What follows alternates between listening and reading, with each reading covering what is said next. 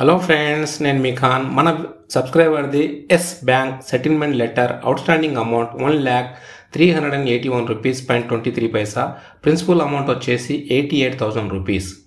ఇది సెటిల్మెంట్ అయిన amount 12,000 rupees కేవలం. దీని పర్సెంటేజ్ చూస్తే చాలా తక్కువ, 12% సెటిల్మెంట్ అవ్వడం జరిగింది.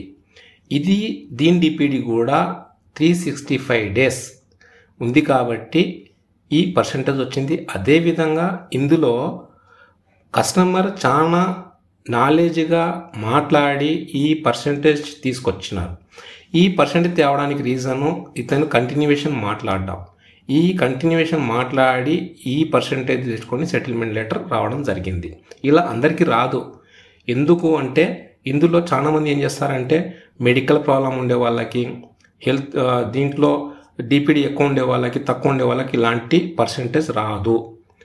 ఇలాగే మీకు రికవరీ ఏజెంట్స్ ఇలాగే చెప్తారు, ఈ డిపిడి ఎక్కువ ఉంది సార్, వాళ్ళకి అంతా ఉంది సార్, ఇలా మెడికల్ ప్రాబ్లం ఉంది సార్, వాళ్ళ డీటెయిల్మెంట్స్ ఇలా ఇచ్చారు సార్ అని. కానీ ఇక్కడ మీరు ఏ విధంగా మాట్లాడుతున్నా అనే దాని మీదనే ఆధారపడి ఉంటుంది.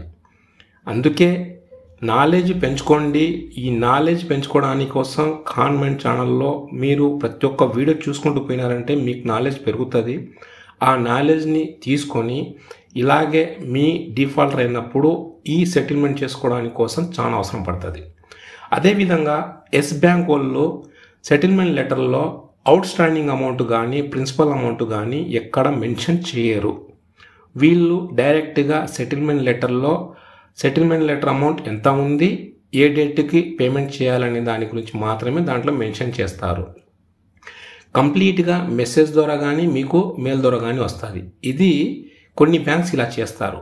సో ఇందులో మీకు ఎలాంటి డౌట్స్ ప్రాబ్లమ్స్ ఉన్నా కానీ మీరు నా టెలిగ్రామ్ ఛానల్, ఇన్స్టాగ్రామ్ ఛానల్ని కామెంట్ చేసినారంటే మీకు ప్రతి ఒక్క అప్డేట్ మీకు ఇస్తూనే ఉంటాను.